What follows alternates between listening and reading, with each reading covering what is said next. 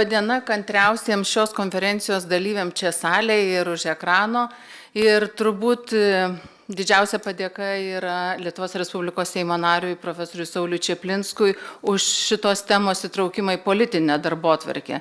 Ir išskirtinė padėka vidaus reikalo ministrui, kuris rado laiko savo darbotvarkiai ir šiandien girdi ir klauso, tai noriu iš karto ir padėkoti vidaus reikalų ministerijos komandai, policijos departamento atstovams, su kuriais mes glaudžiai dirbame ir kaip ir paminėjo, jeigu šiandien bus administracinių nusižengimų sprendimas, tai bus ir juridiniam asmeniui tada atkeliaus pas mus dėl ekonominių sankcijų.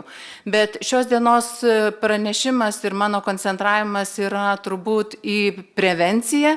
Tai klausydama nuo ryto pranešimus, tai turbūt pirmiausia ir akcentą noriu uždėti padėką tiem, kurie šiandien dirba šitoj srityje, kurie eina į fronto liniją, kaip aš sakau, stoja prieš paauglį, kuris dėl savo paauglystės ypatumų ir raidos nesuvokia žalos, neprašo čia nei paskaitų, nei noro, kad jį mes keistume, bet mes einame ir atliekame prevenciją jam. Tai reiškia, jeigu į ligoninę jisai atvažiuoja priimama jau prašydamas pagalbos, tai eidami su prevencija mes tiesiog jam siūlom primiktinai, ką mes suaugę manom, tai yra geriausia jam. Tai dabar atliepdama į tą, ką sako, kokie pažadai, įsipareigojimai, padarykite tą, ką galit padaryti. Narkotikų, tabako ir alkoholio kontrolės departamentas tai yra iki 36 asmenų komanda, kuri dirba ir įsikūrusi Vilniuje ir kuri dirba trijomis šitomis pagrindinėmis srityse, tai yra psichoaktyvių medžiagų vartojimo mažinimo politikos įgyvendinimo koordinavimą, ką buvo ir paminėta, kad čia turim naują periodą planavimo, psichoaktyvių medžiagų vartojimo prevencijos koordinavime ir tai, kas susiję su ūkio subjektų veiklos priežiūra ir reguliavimu. Tai mano šios dienos pranešimas yra būtent apie prevenciją ir noriu padėkoti savo kolegiam Anetai ir Inetai, kurios padėjo man parengti ir Ievai, kurios padėjo parengti šitą pristatymą. Tai dabar, kai mes kalbam apie prevenciją, tai tų žodžių turime labai daug, tai svarbiausia mums yra suprasti, kad tai yra veiklos kryptis ir veiklos kryptis, kuri dirba su tikslu arba nevartojančius pastiprinti, svarstančius įtikinti atsisakyti, o vartojančius paskatinti mažinti vartojimą arba atsisakyti. Anglų kalba mes galime kalbėti, kad tai ir politika, kad tai ir programa, kad ir veiksmų planas, bet turbūt svarbiausia yra kryptis. Tai šioje srityje mes jau šiandien išgirdom ir šitą konferenciją tą patvirtinimo. Prevencijos vykdytojų daug. Tai dabar kaip iš tos visos dėlionės sudėlioti, kad veiktų? Suprantame, kad tik kartu pasidalindami, nedubliuodami, efektyviai naudodami tiek valstybės biudžeto, tiek privalomo sveikatos draudimo, tiek kitų biudžeto lėšas, turime eiti viena kryptimi, kad nebūtų taip, kad vienas eina į kairę, kitas į dešinę, o paskui pasirodo apie ratu, tik tada susitinkame. Kitas dalykas labai svarbu veiksmingoje prevencijoje, tai yra šie elementai. Turbūt noriu pradėti, nors 10 vietoje paminėjau, bet turbūt jį kelčiau šios dienos konferencijoje į 1 vietą, tai politinis palaikymas ir įsipareigojimas. Tai šiandien girdėjom įsipareigojimų tiek iš Seimo narių, tiek įsipareigojimą iš prezidentūros, tiek iš visų ministerijų. Tai reiškia politikos darbotvarkiai, psichoaktyvių medžiagų vartojimo prevencija, turėtų būti ir matoma ir skiriama atitinkamai lėšos ir atitinkamai finansai ir įtraukimas. Kitas dalykas, ką mes labai aiškiai turime suprasti ir ne veltui aš ir pranešimo pavadinimą akcentavau savivaldybių vaidmuo. Pasižiūrime, ką savivaldybė šiandien vykdo ir tai yra reglamentuota vietos savivaldos įstatyme ir mes aiškiai matom, kad yra savarankiškos funkcijos ir valstybinės funkcijos. Savarankiškos funkcijos, tai reiškia, kiekviena savivaldybė yra laisva priimti sprendimą, kiek lėšų jinai nori, gali ir kiek reikėtų skirti. Kai mes kalbam apie mokyklą, tai žinome, kad mokykloje yra švietimo pagalba. Ir mes tikrai turbūt kiekvienas norim, kad ta švietimo pagalba, kuri padeda vaikui dalyvauti ugdymo procese ir kaip rodo medikai su savo žiniomis, kad dėl psichoaktyvių medžiagų vartojimo jisai nesugeba net mokytis, tai švietimo pagalba, mano nuomonė, turėtų būti valstybės deleguota funkcija. Tai reiškia, kad nepriklausomai, kurioje savivaldybėje vaikas mokosi, gyvena arba lanko ugdymo įstaigą, turėtų gauti tą pagalbą, kurios reikia jo būtent tai būklei.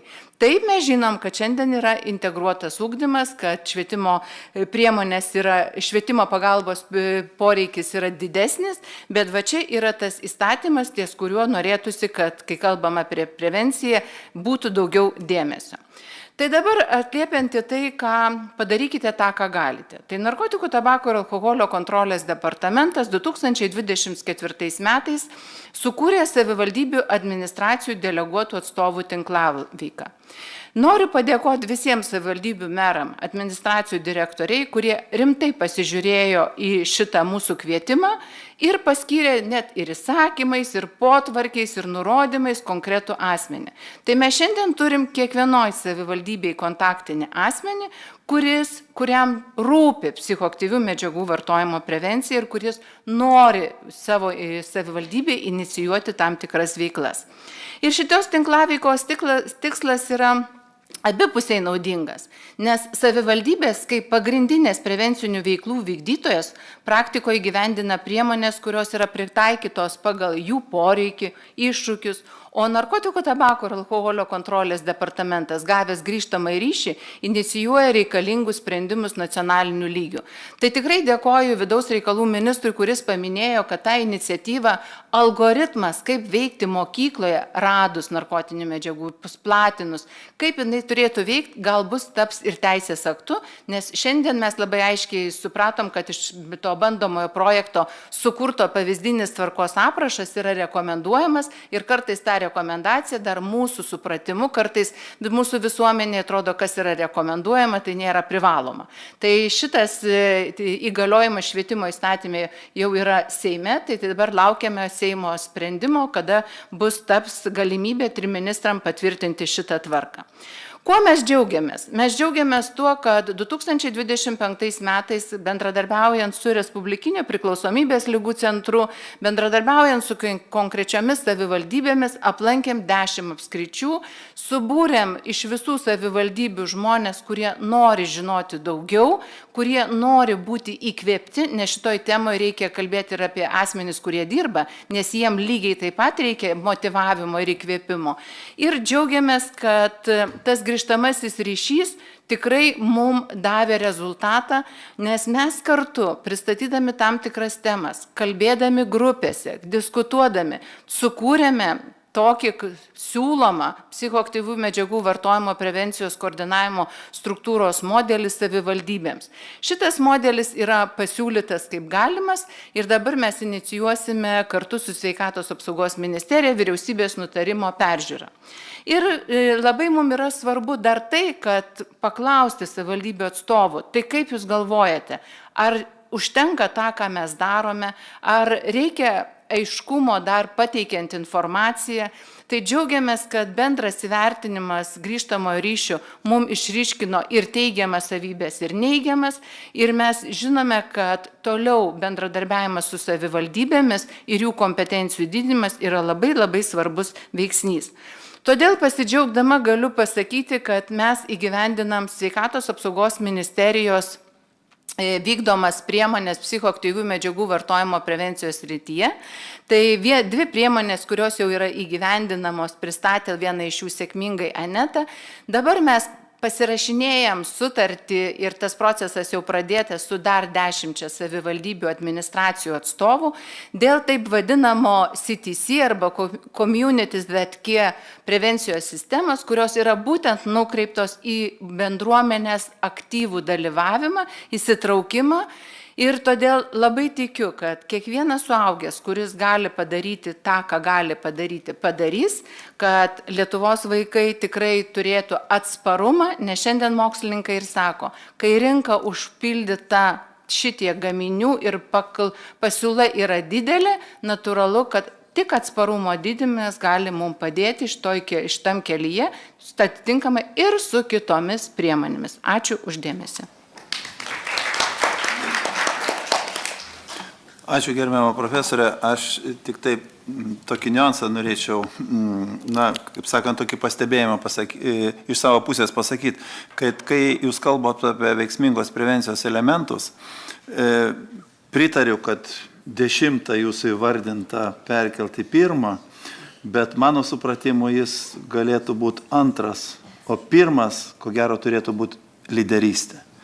Ir jeigu nebus aiškios, kaip sakant, lyderystės apjungiant visus, kaip sakant, šitos komponentus, ką ir norėtus labai palinkėti būtent jūsų vadovavimo institucijai, jūsų departamentui, kad ta lyderystė jūs kaip sakant, išlaikot, aš nekvestionuoju, bet jinai, kad būtų labiau galbūt tokia vienijanti matoma ir galbūt, kad kažkiek daugiau remtumėmės operatyvę, kaip sakant, informaciją operatyviais duomenim, tame tarpe, jeigu reikia ir moksliniais duomenim, turbūt suprantas, kur aš linkstu į Islandų tą modelį. Galų gale, turbūt seniai mums laikas perimti jo elementus, nebūtinai galbūt visa pilna apimtim, bet pats principas turėtų būti turbūt kiekvienoj bendruomeniai, žinot tos bendruomenės situaciją, ką gerbiamas policijos atstovas labai aiškiai parodė.